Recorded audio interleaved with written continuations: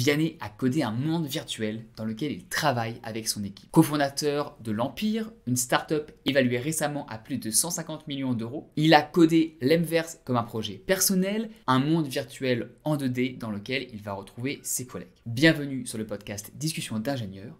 Aujourd'hui, on va parler des origines de ce projet de monde virtuel, les règles qu'il a mis en place pour éviter les débordements, et on verra qu'il a une approche très surprenante puisqu'il laisse beaucoup de liberté. On parlera aussi de pourquoi rajouter de la non-productivité dans une organisation par ce type de monde virtuel. Ça peut justement générer de la sérendipité, générer des résultats auxquels on ne s'attendait pas.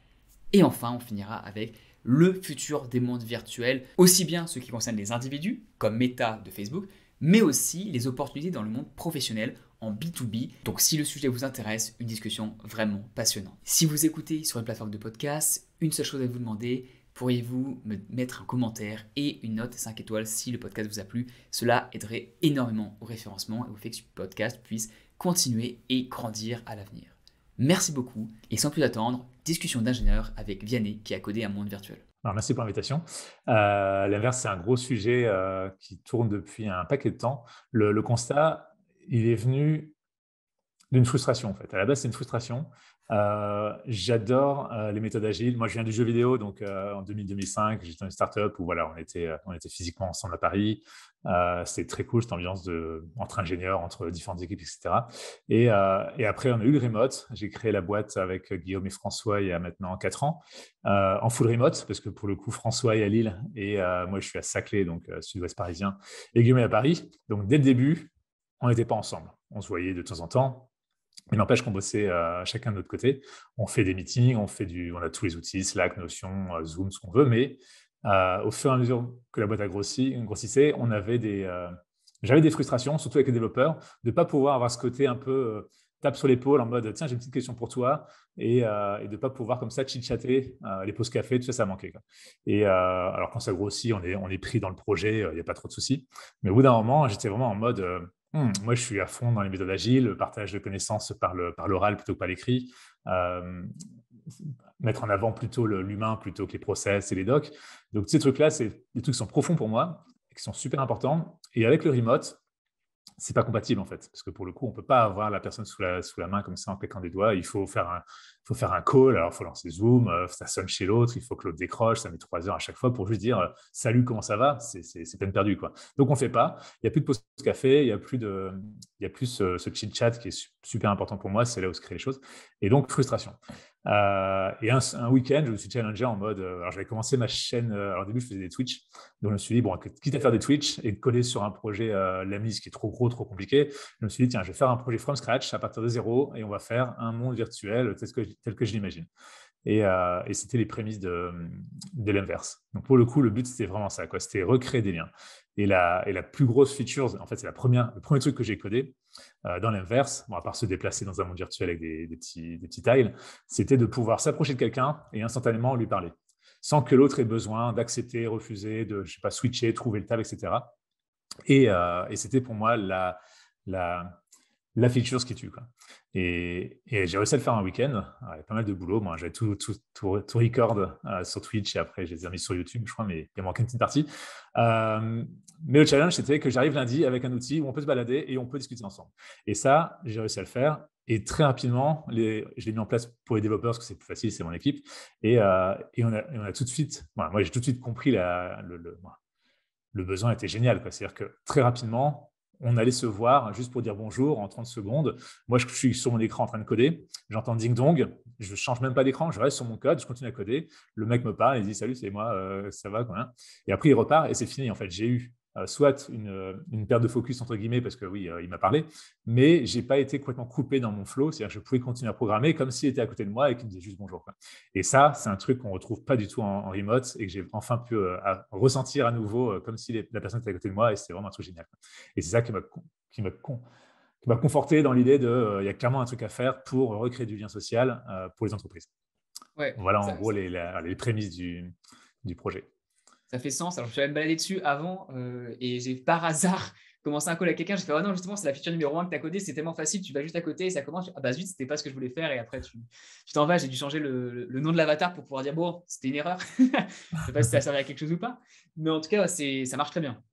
ça, Et ce côté, alors au début, ça fait peur parce que pour le coup, oui, quand on n'est pas habitué à ça, on est toujours habitué à la permission, entre guillemets.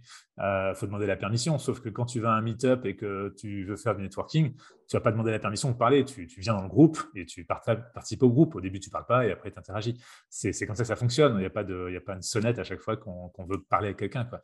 Et alors au début, on est tellement habitué avec le virtuel de cette côté de consentement mutuel pour pouvoir parler que quand on revient sur un truc humain, en fait, c'est un peu perturbant au début, quoi. Après, on s'y fait très, très rapidement qu'on a compris le truc et ça crée des tonnes de relations imprévues, quoi. On a fait des meet-ups dedans, on a fait beaucoup de choses et qui ont engendré, on a recruté une personne grâce à l'inverse, par exemple, sur, comme ça, moi, c'était vraiment de la serendipity comme on peut trouver dans des meet-ups physiques ou comme à la bonne époque, on va dire, quand on se voyait physiquement, quoi. Et ça, c'est génial parce qu'aucun autre outil permet de faire ça qu'aujourd'hui, quoi. Ouais, et justement, j'avais entendu quand tu parlais justement de ce recrutement-là et de la sérendipité que ça crée.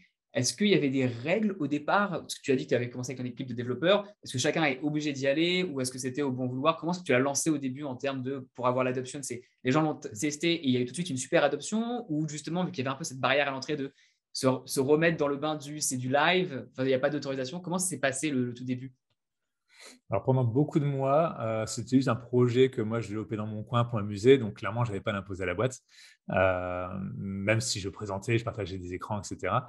Le j'ai d'abord mis en place chez les devs, parce qu'en fait le besoin est très fort chez les devs, parce que quand on est une équipe de développeurs en mode agile, on a besoin de cette interaction, permanente pour poser une question sur le code, c'est compliqué. Dans d'autres équipes comme les sales, ou même le marketing, il y a beaucoup moins ce besoin impromptu de questions comme ça pour une raison X ou Y, quoi. Je sais pas, les sales, ils ont des meetings bookés à l'avance sur 3 semaines. Les marketeurs, ils ont, je sais pas, ils ont déjà leur truc de, il faut écrire un article de blog. Bon, ils vont l'écrire. Ils n'ont pas besoin d'être en pair programme, pair writing donc il y a moins ce besoin de travailler ensemble. Donc pour le coup, eux, ils ont des méthodes classiques de, on se fait des calls sur Slack et ça marche très bien, c'est planifié en avance, etc. Donc eux avaient moins ce besoin. Donc clairement, en plus, ils étaient forcément moins ils comprenaient moins l'avantage, on va dire. Donc, j'ai jamais forcé le truc. Il n'y a que au team building, dernier team building qu'on a fait il y a quelques mois, où là, on s'est dit qu'on allait tester tous ensemble. Parce que aussi, il y a la maturité. C'est-à-dire que depuis, on a recruté un développeur qui est full-time dessus depuis un paquet de mois. Donc, il a pu stabiliser les trucs. Avant, c'était un peu. C'est geeky, quoi. C'était un peu. Voilà, c'est dur, quoi. Moi, c'était un peu basique. Donc, forcément, autant pour les développeurs, ça ne les dérange pas. Ils sont habitués à avoir des outils un peu crados. Autant pour des personnes un peu plus normal ou moins tech savvy, ça peut vite être déroutant.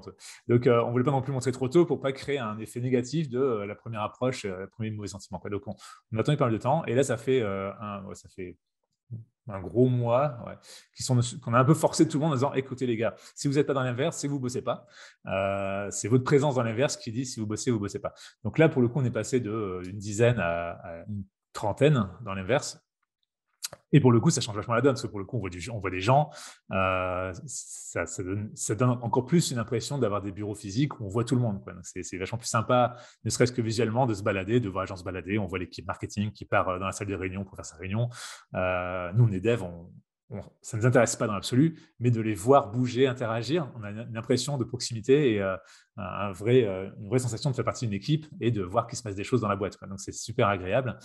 Et le but, c'était de faire un débrief, qu'on n'a pas encore fait d'ailleurs, sur, au bout d'un mois, comment les gens ont trouvé ça. Est-ce que c'était une perte de temps? Est-ce que c'était cool? Est-ce que c'était pas cool? Est-ce qu'on continue ou pas, quoi? Et donc ça, on n'a pas encore fait. Donc, j'ai pas le feedback de.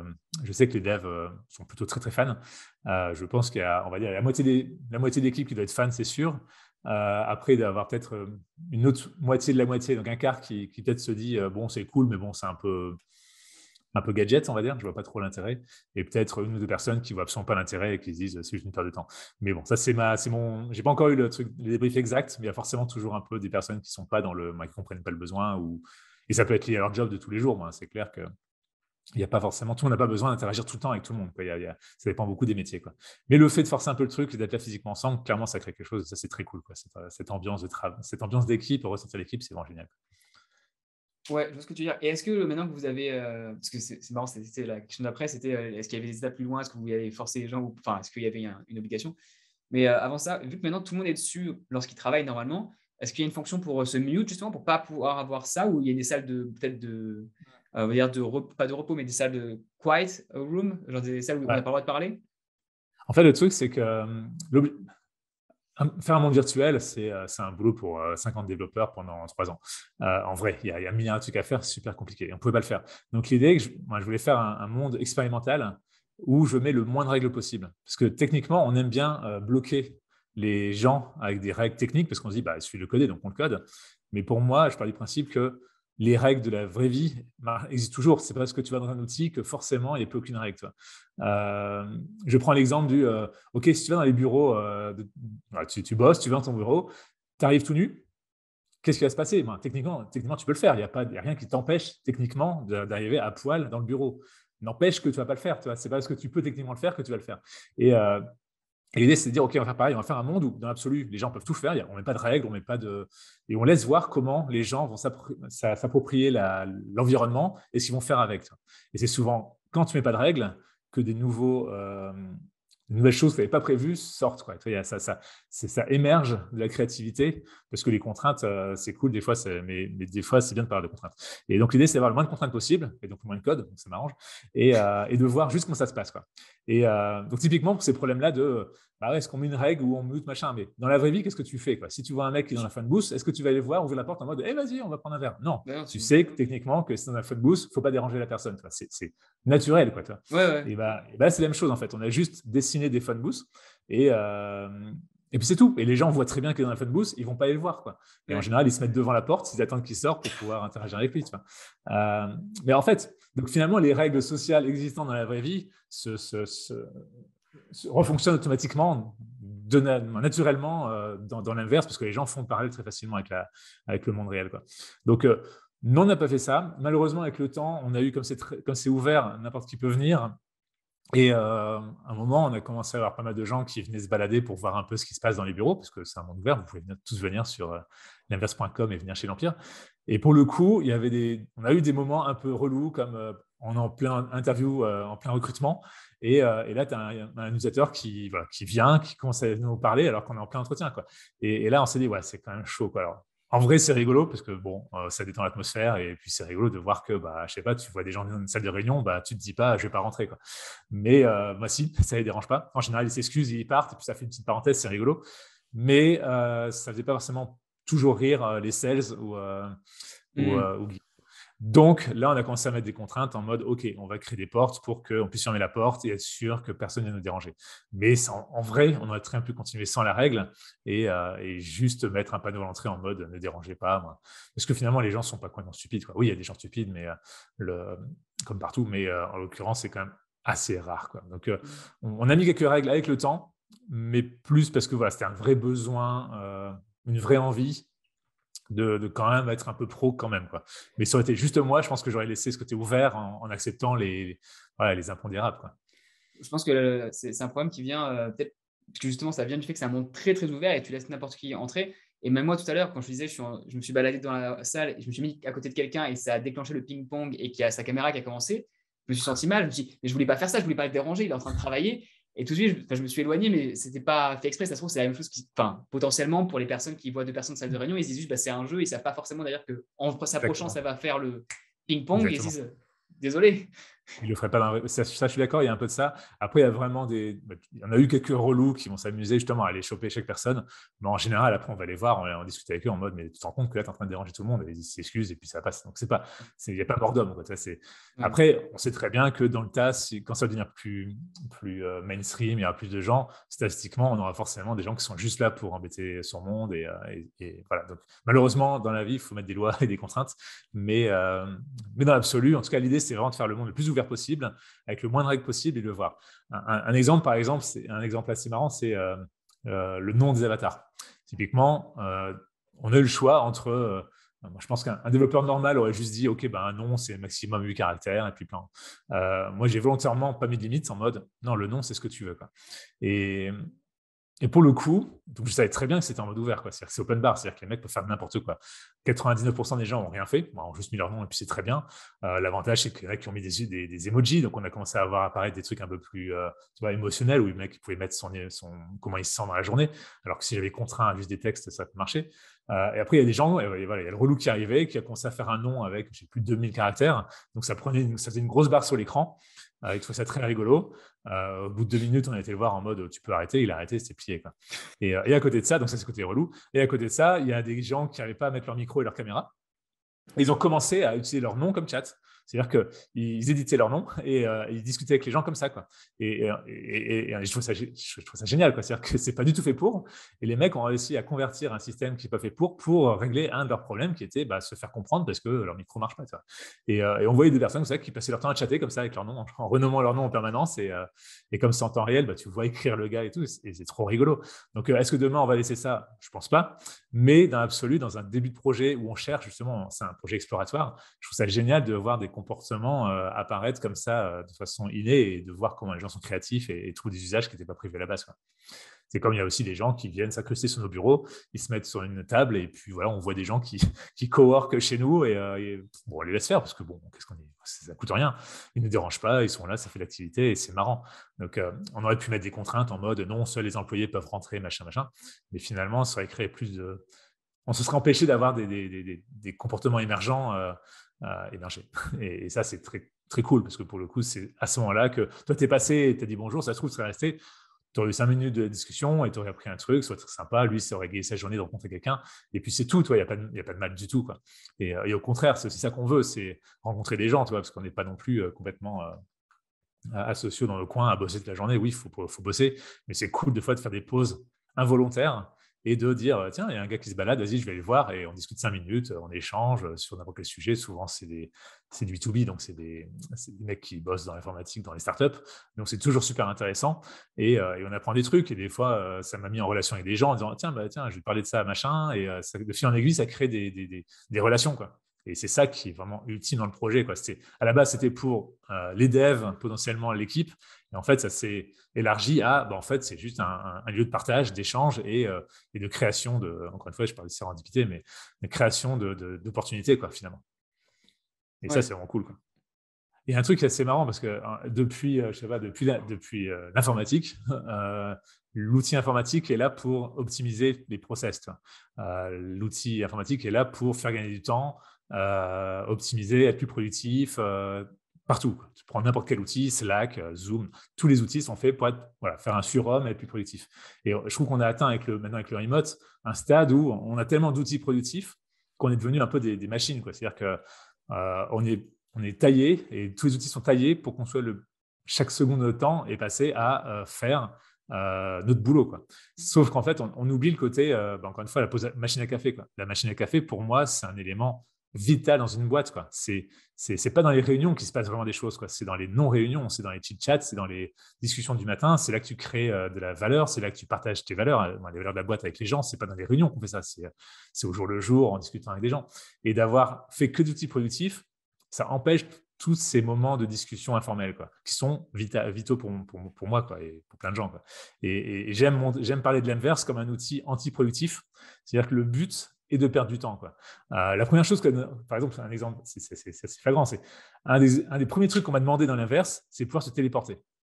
C'est ah putain, il y a Vianney, j'ai envie de lui parler, je veux pouvoir faire clic sur une liste de noms et ça me téléporte sur Vianney. Et je disais, mais ok, mais c'est Slack. Moi, si tu veux me parler, va sur Slack, tu fais recherche, machin. L'inverse, c'est pas fait pour se téléporter. Il faut se déplacer, quoi. Et ce temps perdu à se déplacer est justement un temps qui permet d'anti-productivité. Je sais très bien, moi, téléporter, ça prend 2 secondes à coder. C'est vraiment pas le problème. Mais c'est pas l'outil, quoi. C'est un outil pour justement décompresser, quoi. Et ça se trouve, en allant voir Vianney, tu vas croiser une autre personne qui va dire ah attends, je te vois que tu te déplaces, j'ai un truc à te demander ou je sais pas quoi, tu vois. Et c'est ces moments-là qu'on veut créer et on peut les créer que si on fait un outil d'anti-productivité, quoi. Et je pense on est les seuls au monde à travailler sur un outil qui fait perdre du temps entre guillemets aux employés, quoi. C'est pas perdu parce qu'on sait très bien qu'à long terme c'est bien, mais tu vois ce que je veux dire. Tu peux pas être tu peux pas être ultra efficace dans la sérendipité. Il faut forcément laisser une part de perte de temps si tu veux la générer. Exactement. Et la sérendipité, même au sein d'une entreprise, même si on se connaît, est quand même là et elle est forte, quoi. C'est-à-dire que peut-être que c'est en traversant la pièce que je vais discuter avec un sales avec qui j'aurais jamais parlé sinon, tu vois, si j'avais téléporté ou si j'avais fait un call, quoi. Et ce truc avec les sales, ça va peut-être faire gagner 3 heures parce qu'il va me dire un truc que je vais répondre en 2 secondes et plutôt que chercher pendant 3 heures, il aura la réponse. On ne sait pas, tu vois, mais pour le coup, Vraiment, c'est ça, quoi. L'inverse, c'est un outil d'anti-productivité. C'est un outil pour refaire du chit-chat et de recréer du lien. Et c'est la pause à café, c'est la pause à café par excellence, quoi. Après, le but, c'est de trouver le bon ratio entre les deux, quoi. Entre passer ses journées à l'inverse, à discuter de tout et de rien et de bosser, quoi. Hem, Maintenant 2 questions, enfin 1 ou 2 questions, mais plus sur le futur. Comment est-ce que tu vois le futur justement de l'Mverse au sein de l'entreprise? Ça m'intéresserait bien d'avoir le résultat dans quelques semaines quand vous aurez fait le débrief de Ouais. est-ce que tout le monde l'aime ou est-ce que c'est ce que tu penses? Comment tu le vois toi déjà au sein de l'entreprise et puis même, plus largement, après j'aurais une autre question mais plus sur où est-ce que ça peut être utile, mais, dans quel type de structure? Mais d'abord au sein de l'Mverse, toi tu vois comment la suite? Au sein de l'Mlist, Ça, pardon. c'est très compliqué. Aujourd'hui, jusqu'à présent, on s'est autorisé à faire un projet exploratoire. Donc, c'est juste un truc, on crée un monde et on voit ce qui se passe. Le souci, c'est qu'on peut discuter avec 10 personnes différentes et les 10 personnes voient un usage différent qui est tout. Enfin, et tous les usages sont juste géniaux, quoi. C'est-à-dire que il y a des mecs il y a un pote qui m'a dit, tiens, mais avec Verse, on pourrait révolutionner les places de marché, les vrais marchés, tu sais, où on achète ses fruits et légumes, pour recréer du lien social pour les personnes qui sont chez elles, quoi. Et plutôt que mettre des stands physiques, tu fais des stands virtuels, tu mets les vrais producteurs directement en face de leur stand plutôt que des intermédiaires. Et on peut, comme ça, la mamie peut venir discuter avec sa voisine et son producteur favori et recréer ce lien qui a plus depuis le Covid, où c'est beaucoup plus compliqué. Donc voilà, ça c'est un usage dans l'absolu, il est juste génial, recréer du lien social pour les personnes un peu éloignées ou en difficulté, avec des difficultés pour créer des liens. Donc, c'est génial. Après, il y en a qui veulent, on peut utiliser pour faire des formations, on peut utiliser pour faire des conférences, on peut utiliser pour, juste pour des bureaux comme on fait aujourd'hui. Donc ça, c'est très, très compliqué. C'est que là, on arrive à une solution où, enfin, on arrive à un moment où il faut qu'on se décide. Et décider, c'est renoncer. Et le problème, c'est qu'il y a tellement de potentiel dans ce bazar, dans ce truc-là, que renoncer à des énormes pans vraiment super intéressants, c'est super difficile, quoi. Donc aujourd'hui, on doit se voir avec mes associés la semaine prochaine en mode brainstorm, founder stratégique, où on va justement, je pense, décider un truc dans la voie, en tout cas commencer à mettre une direction, c'est pas partir dans tous les sens, mais s'affiner dans un domaine. Et c'est super compliqué parce que voilà, tu as une chaîne YouTube, tu vois ce que c'est de devoir trouver une niche et te limiter dans une niche. Des fois, c'est un peu frustrant en se disant, en fait, je préparais tellement d'autres choses et machin. Donc, nous, on est là où il faut qu'on trouve une niche parce qu'on sait très bien que c'est comme ça que ça marche. Et il faut trouver la meilleure niche, quoi.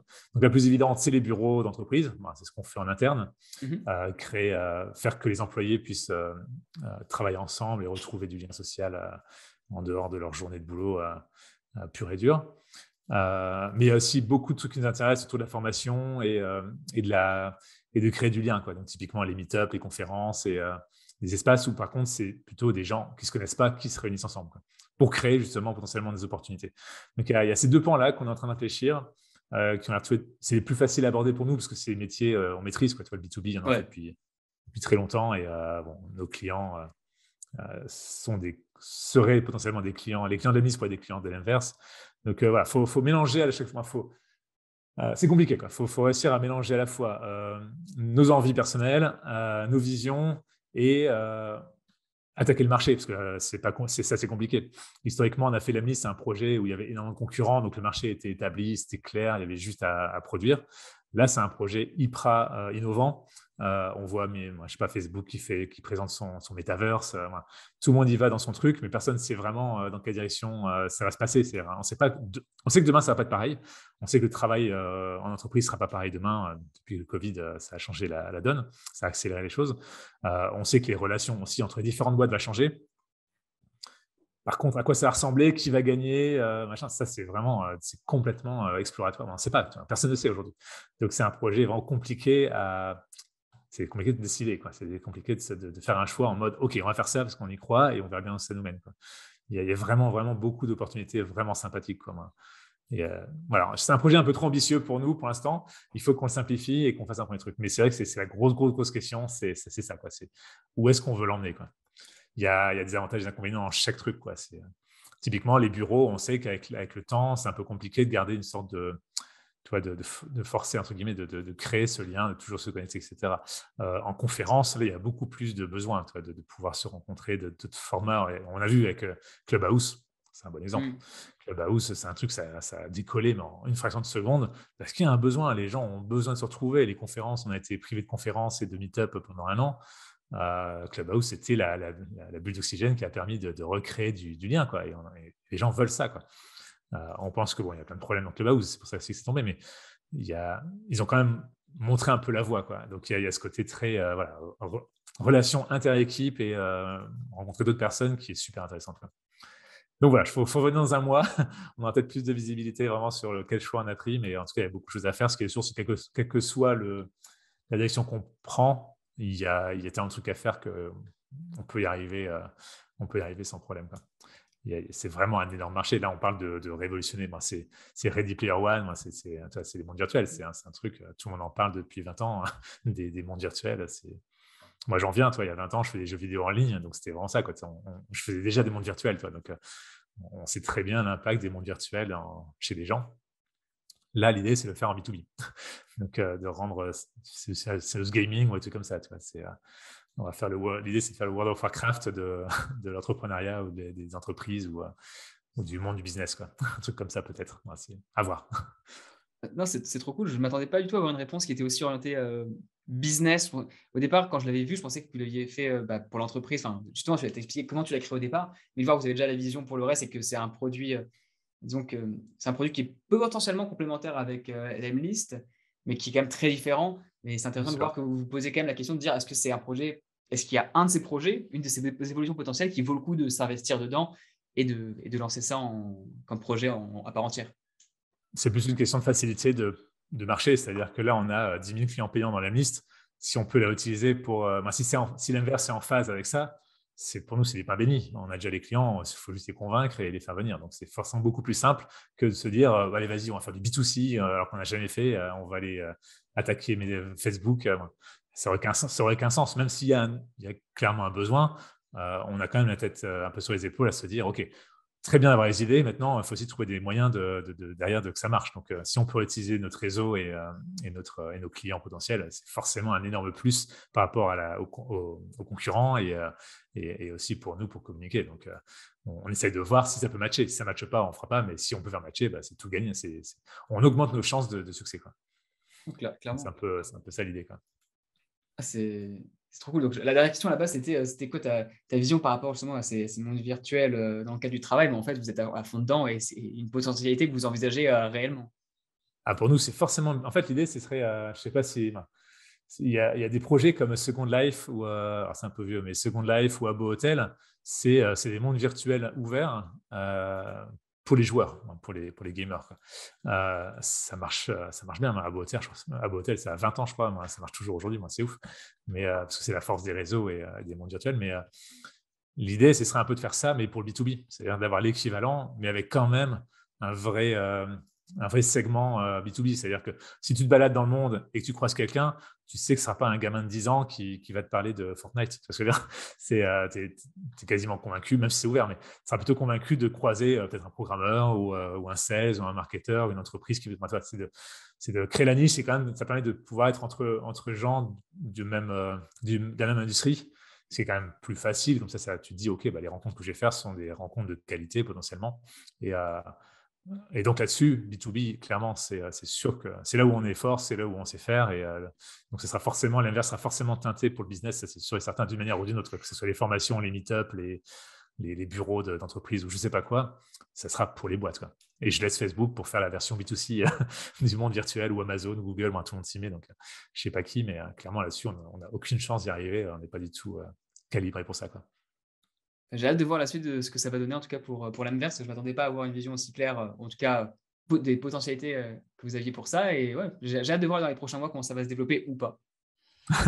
Ouais, c'est curieux parce que c'est pas notre gène. C'est-à-dire que ce projet, à l'inverse, c'est vraiment le projet qui nous sort de nos zones de confort et on aime ça, donc c'est pour ça que ça nous challenge. On aime bien les projets très clairement établis avec une direction très claire. On a vu un problème, un truc classique d'entrepreneur B2B, on voit un problème, on le résout, on le fait connaître, cette solution, et voilà, on engrange l'argent. L'inverse, c'est un truc complètement exploratoire et ça nous fait kiffer parce que ça permet de changer, justement, ça nous aère, quoi. À force de faire du lemlist et de faire très, très, très procédurier où voilà, tu prends un problème, tu le résous, ton client est content. Là, c'est un truc où on peut voilà, s'échapper, réfléchir au futur. Évidemment, on a plein d'idées dans le Web3 parce que c'est la tendance et ça nous fait très, très envie. Donc voilà, on se dit pourquoi pas mettre du Web3 dans l'inverse aussi. C'est vraiment le projet où on remet tout à plat et on se dit, vas-y, nos limites, de toute façon, on sait pas où il n'y a pas de marché, donc il faut le créer, donc autant faire le truc qui ferait vraiment rêver, quoi. Et on verra bien où ça nous mène. Et on a l'avantage justement d'avoir une solidité financière avec l'Amlis qui fait qu'on peut se permettre ça sans vraiment avoir de risque. Parce que pour le coup, ça prend. Aujourd'hui, c'est un développeur et voilà, c'est un développeur full-time. Alors on va investir dessus, mais c'est pas un coût c'est pas un coût important qui peut mettre en péril la société, quoi. Donc c'est juste du bonus. Ça prend un peu de temps et je pense qu'une fois qu'on sera bien clair sur le truc, là, on va pouvoir vraiment faire une grosse avancée avec recrutement de plein de personnes pour aller bosser sur le projet, quoi. Là, c'est encore un peu neuf. On s'est laissé jusqu'à grosso modo janvier, je pense, vraiment pour se décider, quoi, en disant, voilà, tout on attend. Et en vrai, on fait plein de choses. C'est-à-dire qu'un jour, on a dit, OK, on va faire une conférence. Moi, j'ai organisé un meet-up, là, par exemple. J'ai organisé un meet-up Météor, parce que c'est ma technofan. Je ne savais même pas si au-delà de 10 personnes, ça n'allait pas exploser. Parce qu'en fait, notre record à l'époque, c'était 15, quoi, en même temps, simultané. Tu vois. Et avec un meet-up, on pouvait monter facilement à 50 ou 100. Donc, on ne savait pas. Tu vois. On s'est dit, bon, c'est pas grave, on essaye, on verra bien. Au pire, on switchera sur un Zoom. Et on l'a fait et c'était juste génial parce qu'on était une cinquantaine. On avait fait une grande salle de réunion et tout le monde était kiffé l'expérience, tu vois, de ne pas être juste un Zoom où on se voit en face à face et c'est tout. Ils ont kiffé ça. Après, on a fait un networking où les gens pouvaient discuter entre eux normalement. Ils ont retrouvé l'esprit des meet-up. Quand on a forcé à tout le monde, il y a un des marketeurs qui a dit mais vas-y, moi j'ai envie de faire mes entretiens d'embauche dans l'inverse. Il était en mode je suis pas sûr que ce soit vraiment très bonne idée. Moi, c'est pas forcément prêt pour ça. Il l'a fait et en fait, les gens ont surkiffé. C'est-à-dire que là, aujourd'hui, maintenant, on fait tous nos entretiens dans l'inverse. On a un petit bureau dédié à ça. Et c'est juste génial. Moi, tous les gens nous ont dit, mais c'est juste ouf, quoi. Moi, j'ai jamais vu ça. Et ils comprennent. Et pour le coup, ils voient notre entreprise, ils voient nos valeurs, ils voient un peu ce qu'on fait. Et ça crée un truc vachement plus fort que juste un meeting one-one dans un Google Meet ou un Zoom. Tu vois. Donc, voilà, on essaie des trucs et en fait, on se rend compte qu'à chaque fois, en fait, les gens aiment bien, quoi. Donc, c'est d'autant plus dur de choisir parce que pour le coup, comme tout ce qu'on fait, les gens aiment bien, c'est encore plus dur de choisir parce qu'on ne veut pas trancher. Tu vois. C'est un peu ça le souci, quoi. C'est qu'il y a trop d'usages possibles, quoi. Donc après, les gens ils disent mais vas-y, on va faire dans le support technique, on va le faire dans l'inverse. Allez, les gens ils se mettent en ligne, tu vois, comme un guichet dans un, je sais pas, dans un pod, dans une poste. Les mecs se mettent en ligne et en face à face, ils ont les supports, ils ont la personne du support qui les aide, partage d'écran, machin, il y a tout ce qu'il faut, tu vois. Et pour le coup, ça détend parce que les mecs en attendant leur tour, ils peuvent très bien se balader. En fait, tu prends n'importe quel domaine et tu peux te dire mais en fait, on préfère un truc vachement plus sympa que ce qui existe aujourd'hui. Tu vois, en fait, c'est sans fin, quoi. C'est-à-dire que tu prends n'importe quel problème et tu dis, en fait, ça pourrait être plus sympa de le faire dans l'inverse, quoi. Et donc, voilà. Le problème, c'est que maintenant, il faut choisir. Là, on a un peu créé un truc avec trop d'opportunités et c'est un peu compliqué. Mais pour le coup, ça veut dire qu'il y aura plein de boîtes qui vont se lancer dans plein de domaines avec une spécialité et potentiellement, ça va être vraiment cool, quoi. Je pense que on en voit de plus en plus des concurrents tous les jours qui sortent. Il y a plein de boîtes qui lèvent des millions pour travailler sur ce sujet-là. Moi. C'est une vraie lame de fond, quoi. Il y a vraiment il y a une tendance. On n'est pas les premiers, on n'est pas les derniers à faire un monde virtuel. Et il y a une vraie tendance et je pense que ça va être très cool, quoi. Ça va remettre de l'humain dans le virtuel et ça va pas faire de mal, quoi. Merci d'avoir écouté ce podcast. Pour en savoir plus sur l'Emverse, je vous invite à aller essayer vous-même. Vous pouvez vous inscrire gratuitement et aller parcourir ce monde virtuel. Le lien sera en description. Si vous êtes du côté codeur ou IT, l'Empire recrute toujours des personnes. Donc je vous mettrai aussi le lien de leur page carrière. Vous pourrez dire que vous avez écouté cette interview, ça fait toujours un bon début, une bonne accroche. Et enfin, si vous écoutez sur un podcast, n'hésitez pas à mettre un commentaire, à me dire ce que vous avez pensé de cette discussion. Et aussi, si vous pensez que c'était un bon podcast, à mettre 5 étoiles, ce qui aidera grandement au développement futur de ce podcast. Et sur ce, je vous souhaite une excellente journée et peut-être à bientôt sur une autre discussion d'ingénieurs.